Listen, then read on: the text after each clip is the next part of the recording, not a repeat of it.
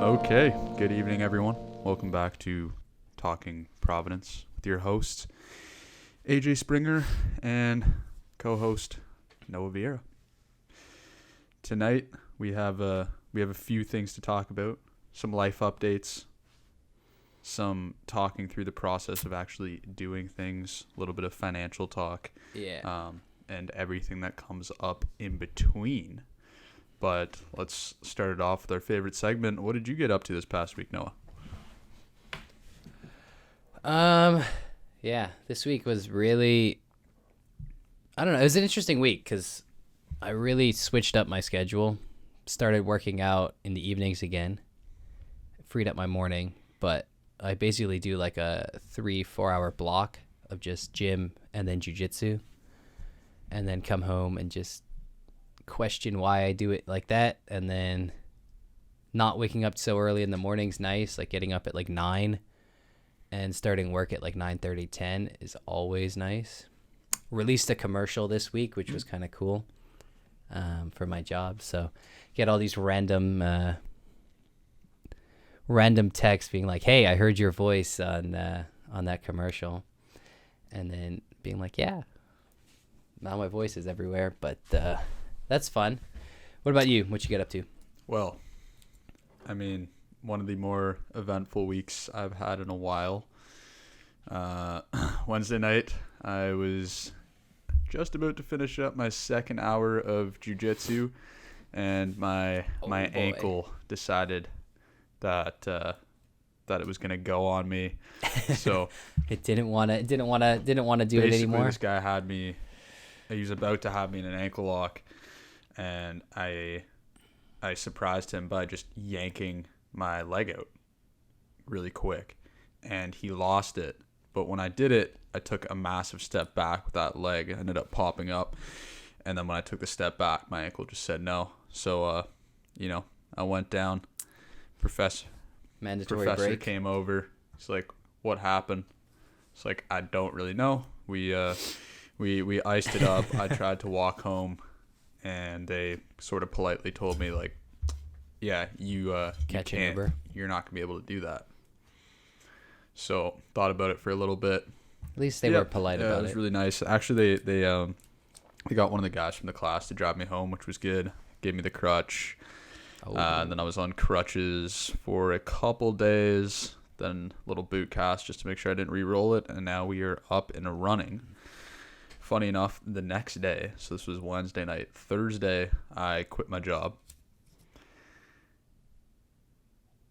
Well, that's a big little statement to just drop. Yeah, so it was not one of those blind faith things. I'd interviewed at a different company and decided that was sort of more in line with what I want to do with my career, at least early career. So that decision was made up. It just so happened that, it's a bang bang play where I know. And that's life for you, right? Sometimes things just all sort of bottle up in the same moment. So I did that. I had some time to R&R, did the exit interviews and whatever.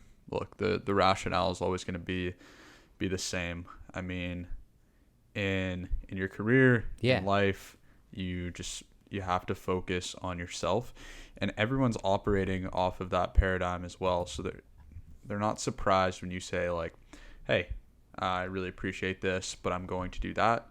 99% of the time, if that person's worth their salt, they understand. And the only reason they would interject is if they truly thought you were making a mistake or whatever, and that's a different conversation. But anytime someone acts in a sort of negative manner when that comes up, then they just don't understand the game, which is fine.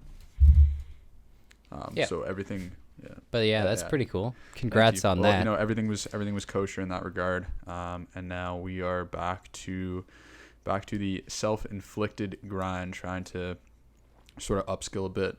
Yeah, that's always good. I have some weeks off, and the point is, give us our what's that quote here? Idle hands, something. Yeah, idle hands are the devil's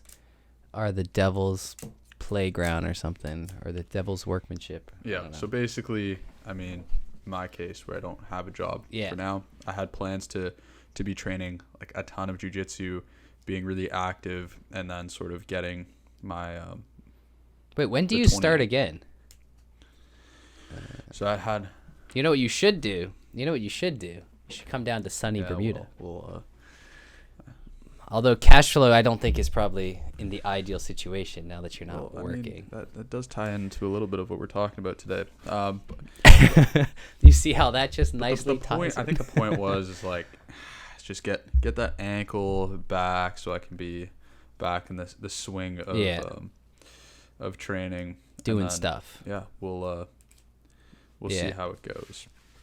So eventually today I do want to talk about finances a little bit. And it's not, I mean, it's poor timing, right? My barber is bald, okay? Which is a very interesting dilemma because, we are big proponents of skin in the game, right? So just like I wouldn't necessarily recommend getting a haircut from a bald guy, at the same time, I wouldn't necessarily recommend taking financial advice from the unemployed guy. However, it's not that kind of advice. It's very different. And if this disclaimer wasn't obvious enough, this is not financial advice. This is 22-year-old trying to figure it out advice. But before we, if you think it's worthwhile, take it. Bonus, but he's not a financial advisor. Also, two disclaimers. One, this is a collared shirt. It is short sleeve, as you can see in the mirror. And two, this is not a glass of wine. It's a glass of Diet Coke, which is very different. But something that's been on my mind this week is just foundational principles of everything. And, I mean, if you've known me for any time, usually it has something to do with strength training that I'm looking at and trying to apply to other aspects of life.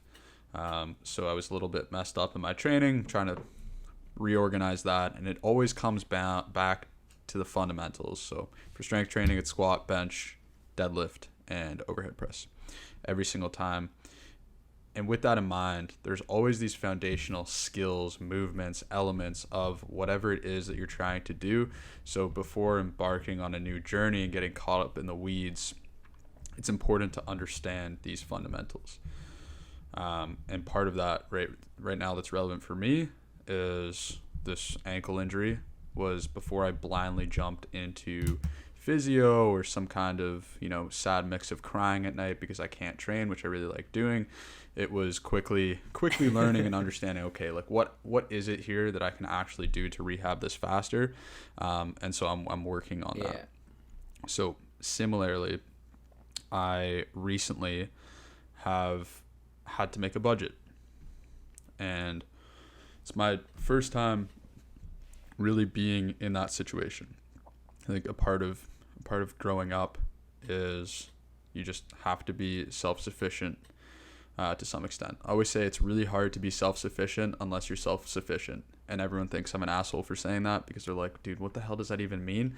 But it's pretty much, when you live in the cozy confines of your parents' home and you don't pay rent and everything's paid for you, what are the odds that you're actually going to be self-sufficient in that circumstance? And no, this is not an argument to say, okay, you have to start spending money to be outside of your parents' home, but it is an argument for detachment, whatever that means at whatever stage you're at.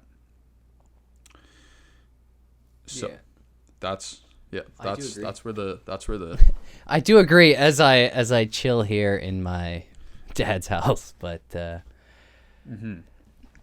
So of course we'll leave it at that. So that's where the budget came from. So number one thing I did, it's like, okay, it's time to make a budget, and I broke out Microsoft Excel and I made a balance sheet, I made an income statement, I had a cash flow statement, and then I stopped and didn't look at the budget for like 2 weeks because I was falling into the classic trap of optimizing versus doing. And this is a classic one, okay? Yeah. We come into things and we want it to be perfect. We want to avoid sort of sucking it at the beginning. So you try and optimize. So I did that, and guess what? It was complicated as heck, and I didn't want to do it. then I went to the other side and I downloaded a piece of software called Mint. And you know what? Mint? Yeah, it's some kind of software, Not a software as sponsor. a service Not a that sponsor. fully integrates everything and categorizes your expenses for you and makes everything lovely. So you know that this was grocery and this was electronics and this was whatever. And again, I was optimizing. This is something that I should be I like doing that. but this is something I should be doing on the back of a napkin, for real. Okay, I have very little expenses compared to when you actually have a family and different obligations and things of that nature. So, you know, it's what we used to say in hockey is Yeah. you put like a AAA move on a select player, okay? And it doesn't work because you put the select move on the select player. That's what you do. You don't need to, go between the legs on them. You just need to take the puck outside and you're gone. So the same deal applied here. So Yep. finally I got around to just doing. And part of that process of doing was understanding some of the basic principles that were going to be involved in this process. And like everything, we're always looking for those. 80% of your results come from 20% of your actions, okay? Classic Pareto principle, right? Whether it be economics, whether Yep. it be training, I don't care what it is, it's going to end up like that. So the number one that we talked about already was paying yourself first. And it bears repeating, but essentially in Canada, okay, in the US you have like a 401k, which is your sort of like tax friendly vehicle for investing. In Canada you have your TFSA and RSP. You try and maximize both if you can. If not, go TFSA then RSP or whatever it is. Hopefully your work contributes, but paying yourself first means that you're maximizing your contribution to those, because that's how you're going to invest for the long term with the best tax advantages and set yourself up for later. So that's a really simple process. It's just I took my paycheck, money Yep. coming in. I said, okay, this is how much I need to contribute to max out my TFSA. I'm not in the position right now to max out my RSP, which is fine, but it's also there for when I need it. And so you just subtract that right away. Cool. Basic step Yep. done. Now, trick is, it's like, okay, so I'm paying myself first. Beautiful, that money. And what I haven't set up yet, but what's coming next, is pre-authorizing that, so that that money doesn't even see its way into my account. It just goes straight into the TFSA, and I don't even need to think about that. Cool. Next up Yep. is you have your recurring expenses that you need to pay. So for me, that's rent. And really, aside from rent, that's pretty much it. But there is one hidden cost that you have to factor in, which is taxes. I mean, that's a favorite of yours, Noah, but I mean, you might not even know what they are anymore. I still know what they are. Well, My favorite thing is as soon as I find somebody who's an American who's living here, I just look at them and I just say, "Oh, you're 18. Well, you're going to have to file. Oh, you're 22. Oh, you should have been filing for the last 5 years or 4 years." Cuz boy, they'll get Yep. you. And the US is brutal. Canada's a nice place actually in comparison for taxes. you know what the point is, at the end of the day, it's like, okay, this is an expense that's really going to bite you if you don't get ahead of it. So I'm Yeah. well aware that you don't pay taxes every month, but that better be in your monthly budget. It better be there. Why do we do a Yeah. monthly budget? Because your statements show up on a monthly basis, okay? Let's not overcomplicate things here. You can have a daily budget if you want, if that makes you feel better about yourself. But your spending is going to be, varied over the course of time, so it's better to have it averaged out. So anyways, we knock out our main item. We have money coming in. We pay ourselves first. We pay off our 2 recurring expenses that occur every single month. Use a basic tax calculator to figure out how much you're probably going to owe on a yearly basis, and divide it by 12. Yeah. And that's it. And then after that, you have to figure out how you're going to make ends meet. Okay? So my first impulse was, okay, like let's categorize this. Let's say we're going to spend this much on our continuing education. We're going to spend this much on groceries. We're going to spend this much on nights out and whatever it is. But really what it came down to is no. It's like, we have X amount of dollars left now that we can spend. Okay. And, you know, having however much residual that you need left over depending on your circumstance. For me, I worked while I was in school my last semester, so I have that buffer there, and I can basically run it. I can run at 0 right now, or a slight deficit if required in the interim. But Which yeah, is good. it's great, and you know it's important to do. So any opportunities to make some extra cash. But the point is, like, the expenses, it doesn't matter. Okay, I'm not gonna over optimize my life in this regard. It's just I have to face the fact that I have this many dollars to spend. I can spend it however I want. It's gonna hurt me if I spend it all on nights out. It's gonna hurt, and I'm gonna know that. Yeah. But the fact is, without that budget in place, without seeing that on a monthly basis, I'm going to be able to sweep that under the rug. I'm going to be able to not contribute to my investments accounts and overspend, whatever it is. But the point is, like, you have to face that reality. It's the accountability metric. Okay, we talked about it with whether it's weighing yourself, whether it's having a gym buddy, whether it's, you know, the people at jiu-jitsu class saying, hey man, we haven't seen you in a while. You need it somehow, and no one cares about your budget except yourself. Okay, so it's got to be you. It's got to be there. And one thing on that, what I noticed, and this is the beauty. So you start doing, created my basic budget. It's in Excel. Instead of optimizing at the beginning, you iterate the process. So as problems come up, then you fix them, and that way eventually you have this beautiful process or outcome. And that's what I learned very well through strength training. And I also, I mean, the easiest way to think about this is like school. Like if you think about most people have had a good experience, or hopefully a good experience, with like mathematics. So you start with basic numbers and then addition and subtraction, and eventually when you get to that grade 12 level, you're able to do all of these things because you're a master of the fundamentals. But you didn't jump right into, you know, calculus. But this is everything, right? Like, I was talking to somebody today about it, because this is his third class, and he's just like, oh, I don't really know where I should be and stuff like that. I'm like, yeah, well, you're not going to know how to move and where you should be moving next in 3 classes. Like, this is your first no-gi class. Like, you're definitely not going to know. But don't beat yourself up about it. Just be consistent. And that's like the same thing with everything, right? Like, if you try and try, you're going to get discouraged, and then you're going to quit working out. You have to. Losing weight. Oh, you have to build from the base up. There's no way around it, because you could come here right now, and I mean, for context, my total lifetime training in jiu-jitsu has been like 1 week or something. Okay, very small amount, very unfortunate injury, bad timing. Anyways, the point is you could show me every single submission, and we could drill the submissions all day long. Just submissions. As soon as I get on the mat and I go for one of those submissions, I'm going to get sweeped. I'm going to get mounted.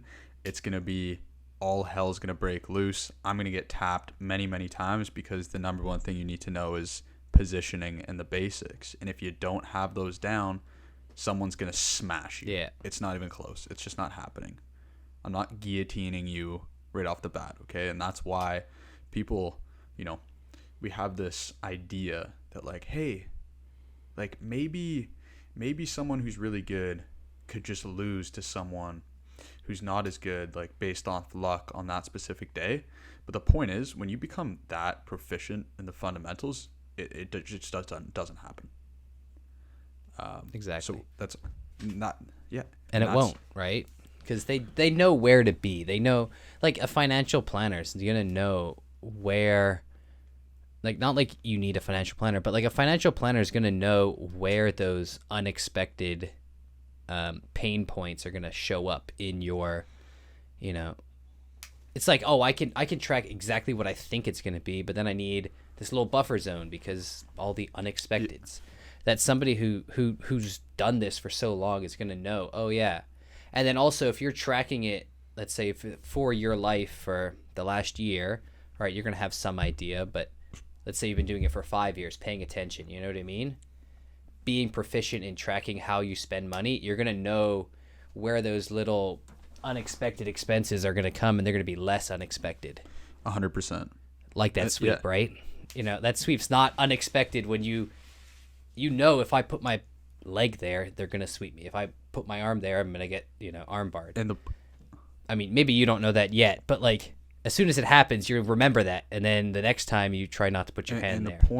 The point is right there, because the whole idea is if it's purple belt on white belt or blue belt on white belt or second degree white belt on white belt, they're not going to look at you strange because you can't figure out the attack or the submission or whatever, but they are going to grill you for not focusing on that positioning.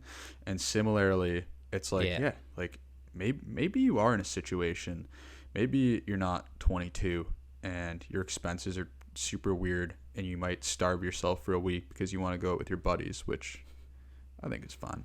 But the point is, like, maybe you do need I back the grind, a financial planner or whatever the deal is. But again, that financial planner is not going to be on you because you don't understand the nuances of, maximizing getting the best rate on your mortgage payment, and sort of like some of the tax benefits and write-offs that you can do through business, whatever it is. They're going to get on you if you don't know how many dollars are coming out of your account a month. If you don't know the basics, you are not allowed to graduate to everything else. So one iteration that's come up already is I was doing the monthly approach. So statement comes in. As soon as that statement comes in, I get the notification. I go in and I fill everything out. So this much money we had at the beginning of the month, this is how much we have at the end of the month, and then, just factoring in credit card bills, rent, whatever. It's very simple stuff. All good, it's done. However, that wasn't enough because months are a very long period, as we know. So rather than complicating the process so that you're like a weekly budget, whatever, it's like, no, keep the monthly budget. But I'm stealing this from Darren Hardy, and what I'm doing right now is I'm just tracking money that goes out every single day. So it's like how much you actually spending on a daily basis. And it's like, okay, like one day you order groceries or whatever, so it's different. But the fact is, and we talked about this, it's getting a pulse on the situation. So in addition to that sort of longer term accountability, you also need a pulse so that you understand how things work on a daily basis. So it's kind of like this idea of reflection, but more so just having it up in your face. You need to see it that way. Otherwise, it won't be real for you until it's the month end, and then that can be very discouraging.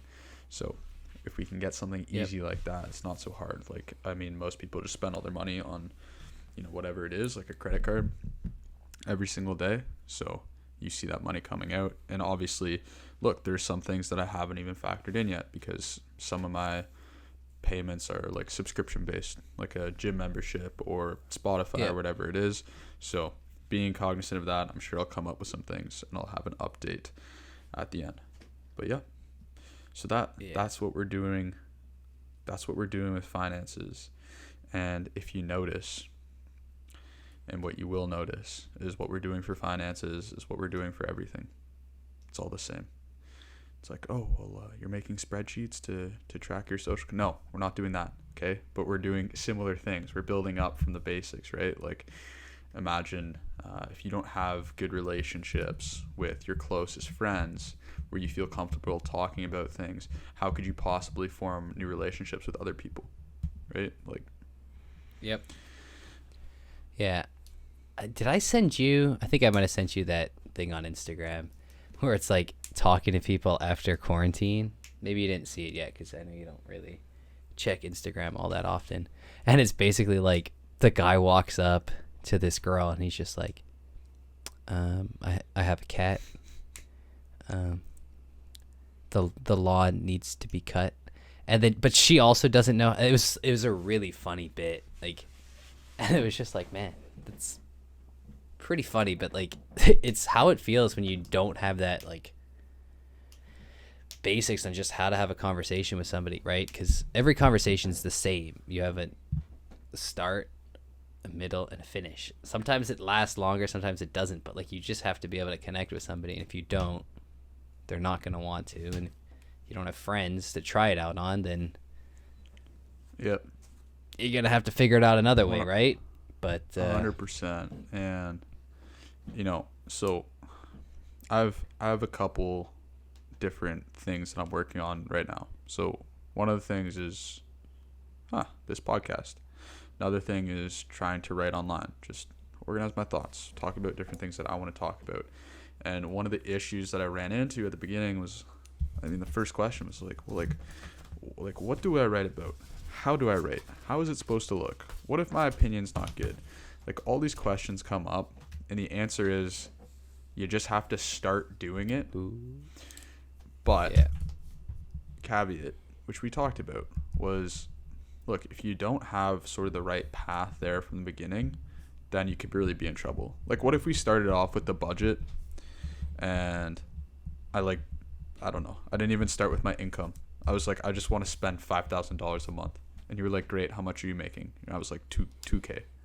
Like, there'd be a huge problem, right? So you have to understand like how the order of that works and everything. So similarly for like writing I was like, okay, well, I'm 22, so a lot of my ideas are fresh, but they're not exactly maybe well thought out quite yet. At least on like many things. There's some things that I'm confident about, but most things I'm not. So it's like, okay, well, what's a sort of tried and true format for expanding on this? It's like, well, it's combining my knowledge with other people's. So what I've been doing is reading books and then sort of adding my flair to commenting on certain aspects of the books that catch my attention. And that's related to business. Whereas on the fitness side, I talk about, shameless plug, it's a Substack newsletter called Strength Foundations, and I talk about the foundations required for strength and nutrition programs. But again, like, stick to tried and true. There's this whole thing about Lindy effects. Things that have existed in the past tend to exist in the future. So when in doubt, find those things that have existed for a while and start with that. Now there is one more thing that I want to mention, and it is similar to, like, a similar vein to that, which is when you start and you have that tried and true format or foundations that you follow, which you can find. You can search it and find good ideas there. The idea is that while you will suck in the beginning, eventually, as you develop competence, as you iterate through and solve the problems that naturally come up for you, then all of a sudden it's sort of like an exponential growth curve where all of a sudden you're able to make that jump because you start seeing things that you wouldn't even have thought existed in the first place. So for example, like, if you start strength training and you do like the starting strength program, which is 3 sets of 5 reps and squat, bench, deadlift, press, and squat, bench, deadlift, and press. Yeah, on those 4 exercises with a couple accessories. Eventually, just by understanding the nature of progressive overload there, like, that's how I started out, and now, like, I play around with hundreds of different techniques in a way that's I actually understand what's going on. And did that happen on purpose? No, it was just, it's a natural progression of things if you start off right, versus people who start with all these wacky techniques. If they never understand just the 3 sets of 5 adding weight every week, you could spend your entire fitness career just, basically banging your head on a wall, getting extremely subpar results because you have to start at the beginning. Anyways, that's my big disclaimer. Yeah, no, that's such a good point though as well, right? It's the only point. It makes sense. It's the only thing that makes any growth, right? Is starting with those fundamental basics in anything. And like, the gym's a really interesting one. Like, I have 2 younger guys from my church, younger, like 20, both of them. And they both started coming to the gym with me this week. No, late last week. But basically it's like, I don't care what weight you're using. Like, they're benching the bar with like 10 pounds on either side. But I'm just like, get the proper form there. We'll increase the weight, next week. Don't worry about that. As long as we're consistent, we're gonna get your form proper, and then we'll get a proper weight for you that's like your baseline, where you're still keeping that proper form, and then we'll move on. And that's the only way to truly get, any result, is by starting that way. So that's exciting, is seeing how, and like it's 2 weeks now. So now we're actually with a proper weight, and they're keeping proper form, and we'll just see how it goes, right? But that's a really fun process, is being able to then look at what I did and say, well, I don't know if I necessarily did it 100% right, but I did it in a way where it was a lot of research into like why things happen and figuring out the why. And it's like, well, why am I doing that? What's the goal in mind? And have other people had success with it? And if it's like the answer is yeah, people have had success with it, and the why is answered correctly, then it's usually a good route to take. It worked for me, so I'm trying to see if it works for them. But it's the same thing that you're talking about, right? It's just progressively increasing it and staying within that rep range. One thing I was learning about, or doing a bit of research in, because I heard something about it, is like alternating from like your 3 to 5 rep like lifts to like a 8 to 12 kind of thing on like alternating weeks to target like different muscle fibers. But that's like something that I haven't tested out yet, but I do want to see it. What are your thoughts on that? Yeah, I mean, one of the things that you'll find is you'll progress differently in different rep ranges. So definitely if you're stagnating, the point is, look, we're doing our deep dives into the 20%, so I have to be a bit of a dick here. It's like, so this is what happened with me in my training. So like I was doing 3 sets of 5, and every week I could add weight. But also during this time I was reading about different training methods and stuff. So I would come every week and I'd be like, Coach, is this better than this? And it's like that question that you brought up, that the how long is this piece of string? Or how long is a piece of string? It's like, well, as long as you need it to be your whatever, right? Oh, I used that on one of the guys. He was like, "Oh, how many reps do I need to do?" I was like, "How long's a piece of string?" And he looked at me like I was insane. And the other guy I work out with, he watches this, so he's heard me say it before, and he just starts dying laughing because it's so funny. But like, and then I just looked at him. I'm like, as long as it needs to be, because he wasn't putting it together. And he's like, "Oh, okay. As much as you need to do to get it to work, that's how heavy it should be. That's how many reps you should do." Exactly. So that's basically the answer there. It's like, okay, well, if we start stagnating on our 3 sets of 5, then we incorporate variation, some complexity of the program. Okay, we'll do 3 sets of 5 this workout. And it's actually what you're referring to do is, well, if it was on a weekly basis, it would be like daily undulating periodization, but basically just switching rep ranges. So different stimulus. And then all of a sudden you find that your 5 rep sets are going up, and your 8 to 12 rep sets, and you can even, jump more things in there. You can switch like exercises within that. So one day you're doing bench press, but you're starting to stagnate on that. So then you alternate. It's like the next workout is incline, or, whatever the deal is there. Yeah. But yeah, that, like, I mean, you're nailing it on the head where you're describing too, which is useful with talking to people and working with people, is it's a lot harder to objectively look at ourselves. So when you have the opportunity to train people, then you can really take a look and say, okay, well, like, this is working, this isn't working. You won't have that voice in your head that's like, switch it, change something, do this, do that. You won't have that with other people. You're like, no, just do this, and then when there's a problem, we'll fix it, which is unreal, and maybe one of the best things that can happen for your training as well, because it makes you very aware of it. It's literally right there. But going back to that for 1 second. So like you're saying, it's figuring out the why in things and understanding your goals frames everything that you need to know. So when I look at we'll jump back to investing. When I look at investing, right, and I think many people act this way. They're like, well, what should I invest in? You're like, okay.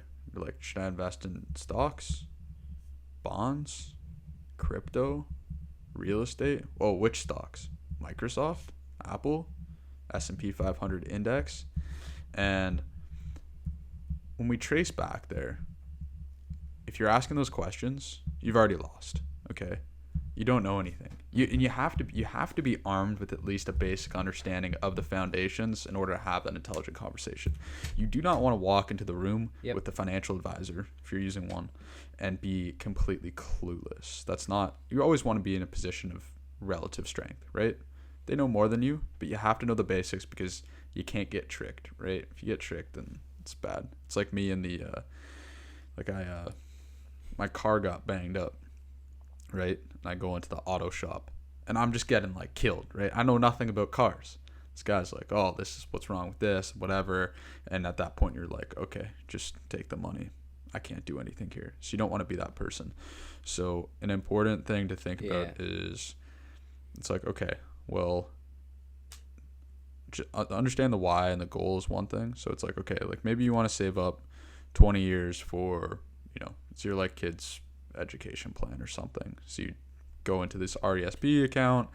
This is what you're going to invest in. It has to be like equities like this, but like at the end of the day, whether it's S&P 500 or Russell 2000 or whatever, it's like it's all like relatively the same. But in addition to that,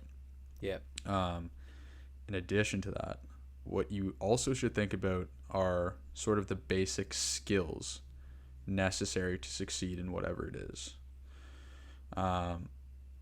And when I think about investing, like the most classic one is just staying in the game.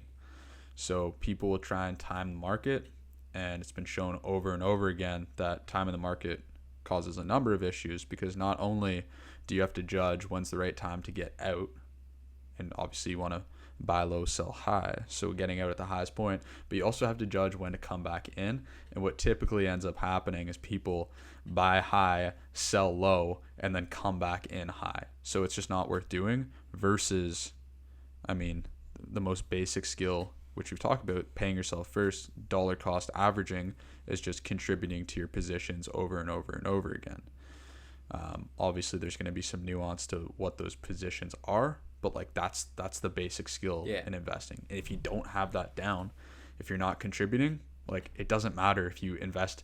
It doesn't matter if you invest in Microsoft or Apple or whatever it is, because you don't even know how to play the game. Imagine playing Monopoly and I just steal the board. It's like, it's ridiculous. You can't do it. So yeah, could you imagine? It's not a good position to be in. I got a 6. Yeah. Or imagine just trying to play Monopoly and not knowing how to play. It's like the person who's teaching you is in such an advantage. You have to. Because they're just like, oh, yeah. These are not the good properties to have. These, and you just have to just kind of say, all right, take it. You have to arm yourself with some basic knowledge when you're coming in, right? It applies for everything. I don't know if we even hit on this with a hot mic, but one of the things we said was we can. No one's gonna save you, okay? In the grand scheme of the world, okay, we're all just very small particles. But the point is, the only person who's gonna save you is yourself. So therefore, it is your responsibility to know certain things. So even when you go to a position of authority, like a doctor, okay, for example, going back to the ankle, there's a classic method of sort of like physio for sprain swelling recoveries, and the acronym is RICE. So it's rest, ice, compression, elevation. And if you understood sort of the basics to what it actually takes to heal a sprain, you'd understand that that doesn't work. But you wouldn't know that. You need heat. Exactly. Like you want to get everything moving again. You need blood flow there. Yeah. And so by immobilizing that part of your body, you're completely screwing yourself up. But there's like heuristics here where, you know, somebody says something, and even the person who invented that protocol has since said that, hey, they actually screwed up here and this doesn't work. But what happens is once it's in motion, it's already there. So you need to have the basic understandings there. And if you looked at guys like Kelly Starrett or knees over toes guys who break down, okay, this is how this works, then you would understand, okay, I don't think this is how this goes, and you can find a new physio or doctor or whatever. And another note on doctors is, I don't know how hot we're getting tonight, but doctors will sort of might as well they will possible. frame things in the sort of ethical viewpoint of do no harm. Okay? And what do I mean by that? Well, I sprained my ankle and it sucked, and I was on crutches for a couple of days, and I honestly thought it might be like fractured or something. But the point is, when I talked to my doctor, he says, okay, you're going to be out for the next 6 weeks. Right? And why does he say 6 weeks? Because 6 weeks is do no harm. It's like he's hedging his bet to say, okay, if we wait 6 weeks, we should be good. Like, that's a long enough time. However, if I take my rehab seriously and monitor my pain levels and range of motion and all those things, I can probably be back in 3. However, he's never going to recommend that. And it's not a point to be like, hey, can't believe these doctors and they're doing a terrible job. It's like, no, he's doing his job. That's another foundational aspect. You have to understand people's incentives. Yeah. How are they operating? What's their goal here? Because if you are, you know, committed to your athletics and you want to be back on the field as soon as possible, a doctor is not the person that you need to talk to about that. Or at least sort of like a classic like triage doctor. It's more about like a sports specialist or physio or someone like that who is actively involved in like, okay, we get players ready for the field. So keep that in mind. Yep. No, that makes sense, right? And it's not pushing this idea that you need to listen to your body is the only way to do it, right? Because like doctors have a lot of research and fundamental backing that like the general person in 6 weeks will be fine. You're just saying like you have to really feel it out. You got to understand what you want. It's like, do I want it to be fully recovered before I go and start again? The answer is usually yes. But why does it take 6 weeks is the question you got to understand. And it's like, is it because that 6 weeks gives us X amount of buffer? Is it like the general person and my body can take 4?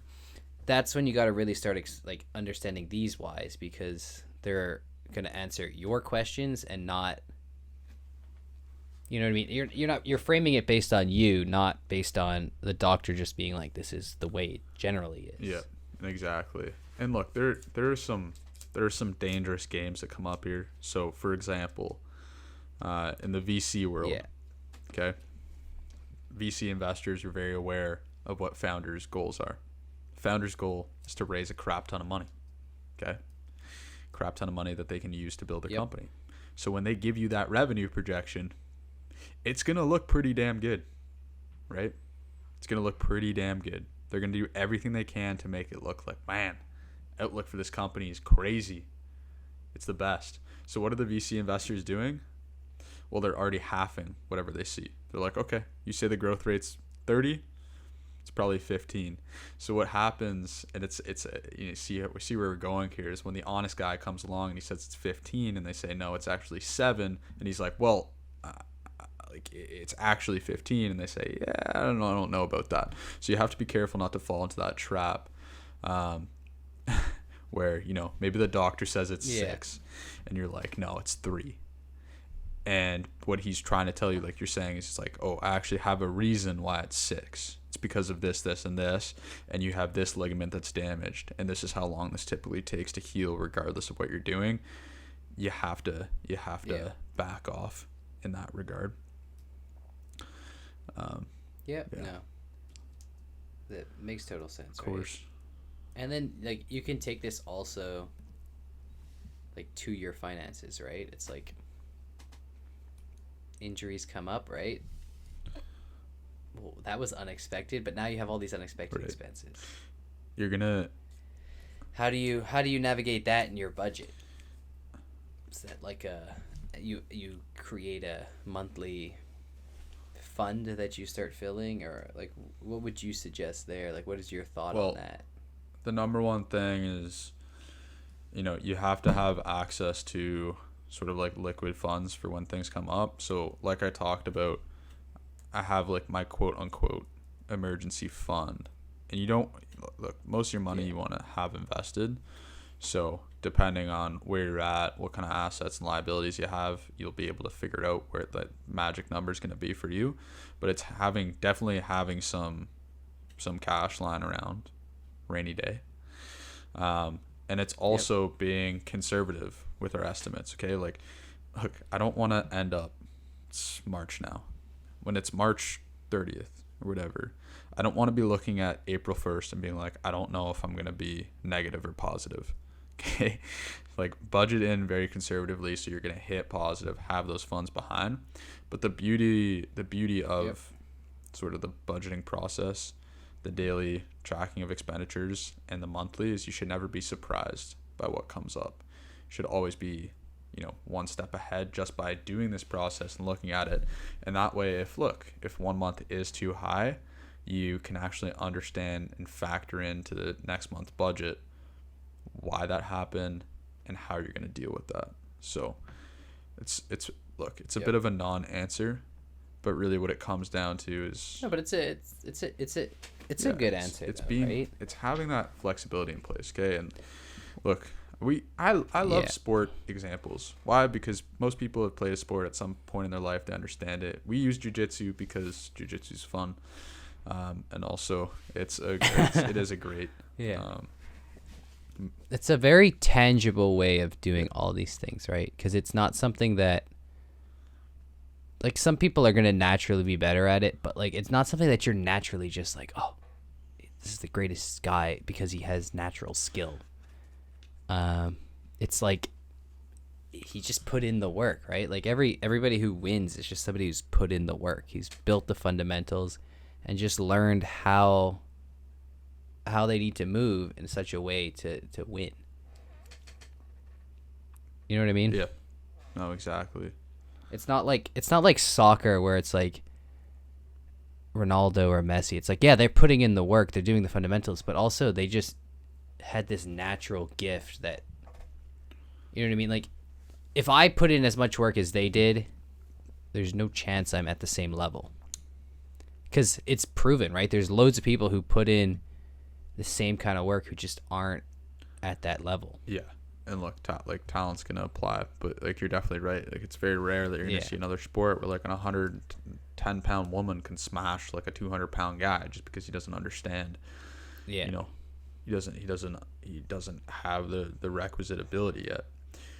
But I guess look, for being responsible here, one thing I should mention is, so obviously I'm very upset that my ankle's hurt and I'm working hard to get back on track.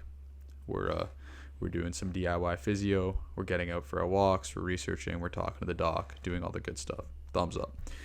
But you may be wondering, it's like, well, man, like, and I mentioned this, like my whole plan for the next month was to make it like super crazy active month. A lot of jiu-jitsu, a lot of training, a lot of eating good. And it's like, where do you go now? And the answer is just keep chugging along. Like, what does my workout routine look like right now? It's pretty much just getting in some of my walks and ankle stuff because I know that in the grand scheme of things, it doesn't matter. And this is why when we're committing to things, that it's important to take that long-term view, because in the traditional sense, if you look at success and failure as binary terms, you either succeeded or you failed, you're going to lose the game, okay? Because the game doesn't work that way. It's like a spectrum of outcomes. So sometimes you're in a worse position, you're injured. Sometimes you're in a great position, you have a month off and a lot of time to train. But the only way to lose the game, the only way to fail in finance, in relationships, in fitness, the only way to lose in these pillars, they're all long-term pillars, is to stop. It's the only way you lose. Yeah. So when things come up, when there's rough patches, it's, going back to good old Stoic principles, but it's essentially just riding the wave. Just this too shall pass. Yeah. And that's the only way to look at it. Versus classic mistake, you hit failure, quote unquote. You get injured, you miss a workout, yeah, and you just say, screw it. We're going in on a double XL pizza, and we're gonna eat like crap for the next month. Or, you know what? I got smashed in jiu-jitsu tonight. I'm never going back, man. Never. That's it. It was fun while it lasted. Or, oh man, I screwed up. Didn't get my contribution in to my RSP this month. And you're like, you know what? My expenses are just too high. Well, it's not gonna happen.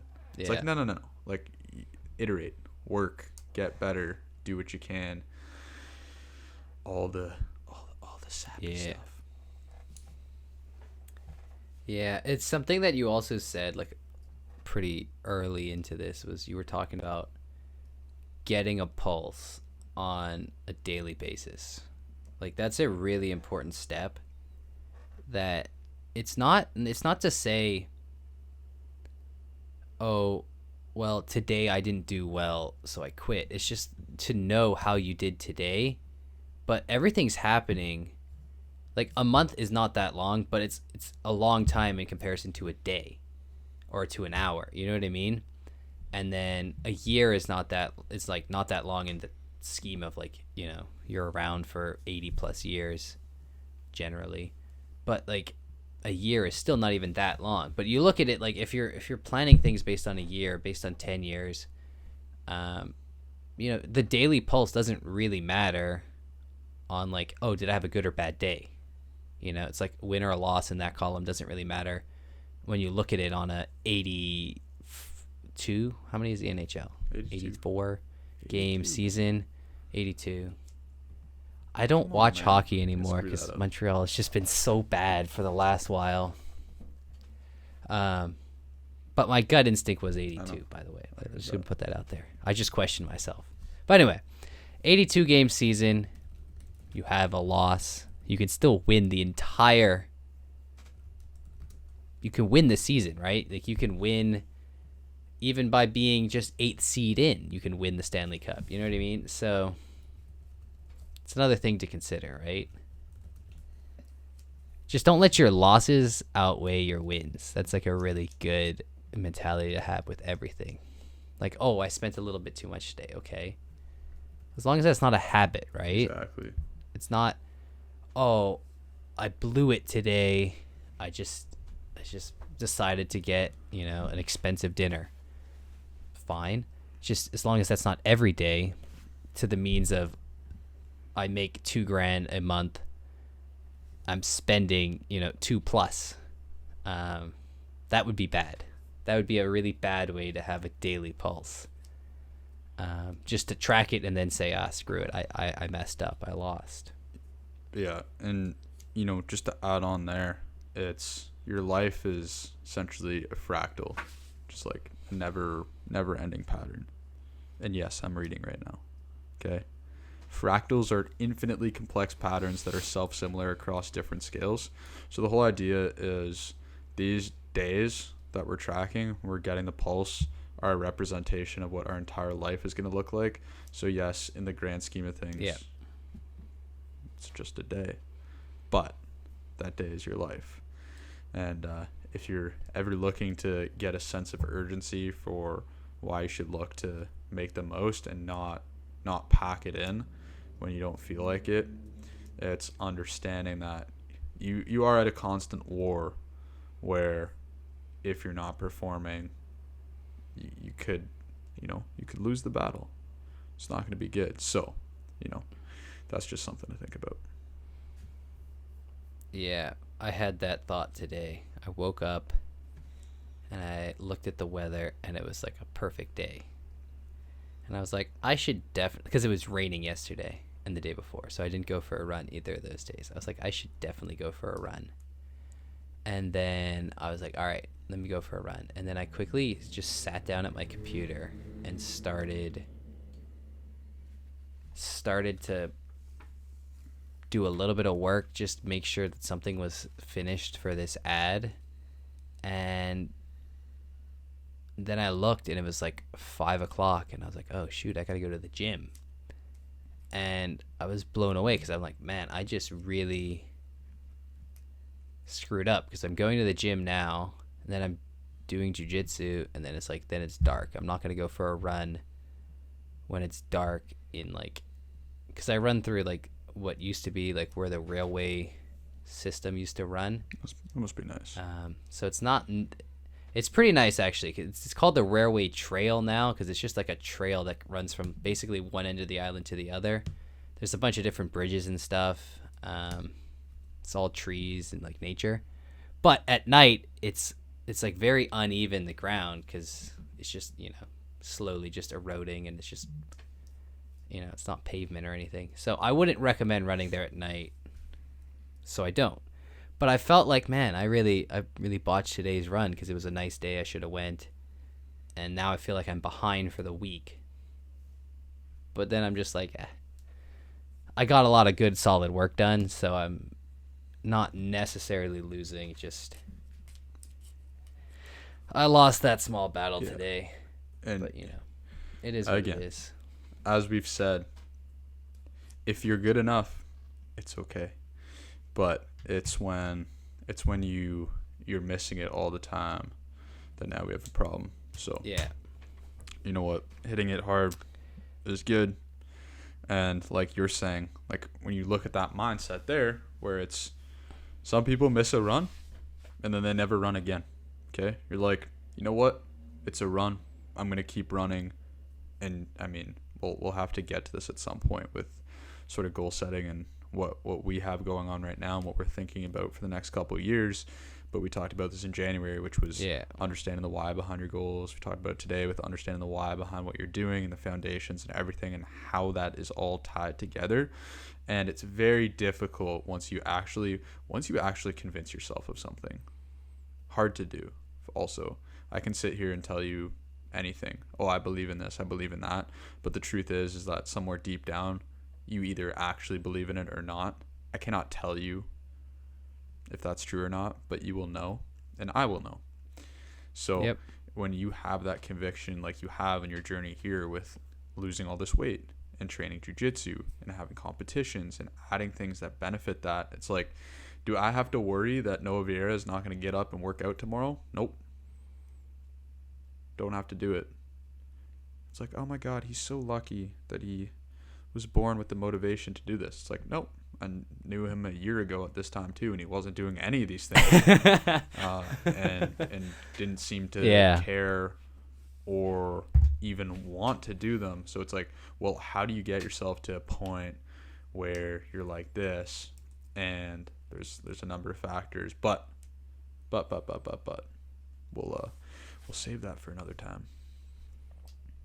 Yeah, no, goal setting's definitely huge. I was talking with, you know, editor Jake, and I was like, hey, we need to sit down and you need to write down your goals for like a year, 3 to 5 year period, and a 10-year period, and we'll talk about and we'll discuss like what active steps do you need to be making to get there. And they can't just be like, I want to be stronger, or I want to, you know, make more money in my career. It's like, it's not a strong enough goal, right? So like we were talking about that, and goals are a huge one, right? Because you and I started, that's how we got into this, is we were talking about goals and we were just like, why don't we need to do a podcast. And here we are, episode 6 in the books. You want to do a quick little recap? It was a lot was said. I mean, some was really important, some was less important. Look, we're constantly, at least in this stage of the podcast, we're like conduits, okay? Like we have these topics that come up, but the point is just to drive home the underlying principles of what applies there and hit that hard every single time. I promise at some point in time we will have people on. We'll have people on who are experts in financial planning and investment advisory. We'll have people on who are real estate geniuses. All these things to lay out the practical steps. But for now, bear with us. Yep. We're showing you the path here. But what did we talk about today? Yeah. We're building up from the basics. What did we talk about today? So the topic was finances. We're talking about my current budgeting plan, which I promised to update you on. Some key ideas there were optimization versus doing and then iterating. It's always better to just figure out a foundation, whatever principle or principles you need to apply, start doing from there, and then iterate over instead of trying to be the best from day one. We talked about setbacks along the way and taking the long-term approach to, okay, I'm going to deal with this. This is how I'm going to do it versus giving up, as well as staying the course. And then,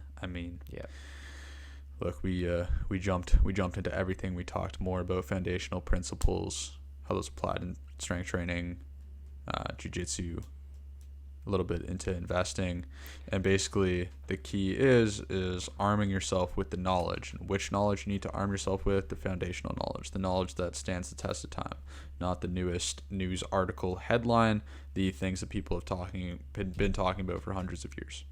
And if you do that, then you're well on your way to progressing, but also insulating yourself from any sort of external threat or being taken advantage of. Because, look, the basics are there. Yep. And so if you know them, then it's harder for people to sort of pull a fast one on you. And this really kind of ties into the fact that, like, as we've been saying, none of these things are happening within a vacuum. Like, all of these different pillars feed into different parts of your life. Having a good grip on what you're doing for your finances, good budgeting, is not only for financial things. Like, budgeting your time is important, and how you budget that is really important on what you want to accomplish. If it is to work out, you do need to figure out how much time you have available and how you're going to do it without burning out. How much time can you spend working on food and cooking and having proper nutrition? How much time can you spend socially? So having a good grip on how to budget, the foundations there, is really important, and all of these things are going to feed in to every aspect of your life. That's kind of the way we've set up these pillars in our lives, and how we address them. Absolutely agree, 100%. Great place to end it off there. Shout outs of the week.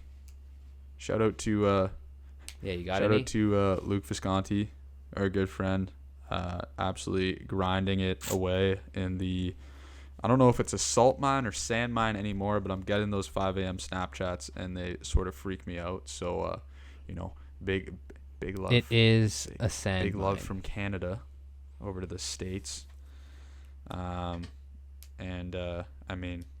sure you can tell us about Editor Jake's position, what's going on with him. A little shout out. Yeah, he's still vacationing, but he's killing it because he brought his laptop, which more or less died on him. So he bought this new proper tower computer so he could do proper editing for us. But I had him break out the old laptop. I'll probably have him break it out for this episode as well. So we get it to you on Friday, which I've been really poor with in the last two. Yeah. And Tuesday's the new Friday. I have an accountability promise to our 3 viewers, which is that the Spotify and other podcast resources will be up tomorrow. I, as mentioned, have some free time now, and that's something that I want to get going. So I will do that in tandem with the episode uploading, and then we can get this firing on all cylinders. You can find us on the Twitters. Yeah. At what? I think it's at Talking Providence or at Talk Providence. At Talk Providence. We'll get those to you. I think talk, because talking got Find too me long. on Twitter at AJ_Springer99. You want to learn some fitness stuff. All right. You want to learn some finance stuff. You want to be annoyed by my impractical wisdom, if you call it that. That's where you find all that stuff. Anyone else?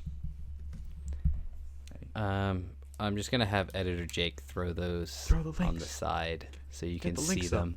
Watch us on YouTube. Yeah. Yeah. YouTube's our best platform right now. Just because that's the only one we're using. But we're gonna sort that one out for you guys.